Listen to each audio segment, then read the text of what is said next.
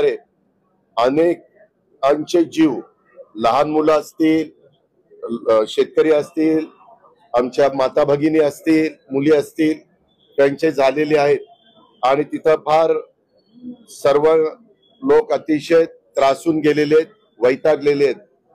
तर त्याच्याकरता मग त्यांनी आम्हाला असं सांगितलं की त्यांना नसबंदीचं पकडून नसबंदी करायची, नंबर 1।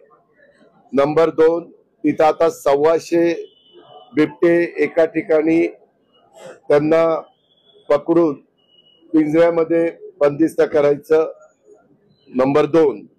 आणि बाकीचे बिबट्यांना पण ते म्हणाले की मी तुम्हाला केंद्राचा निधी देतो, आपल्याला बिबटे पकडावेच लागतील। आता काहीतरी 51 बिबटे वनतारा का काय आहे ना, तिकडं देण्याचा निर्णय झालेला आहे आणि हे बिबटे पकडल्याशिवाय ते 50च जाणार आहेत, पण बाकीचे पकडून 1001 बिबटे राहतील। पण त्याच्याकरता जागा आपल्याला शेवटी फॉरेस्टची घ्यावी लागेल।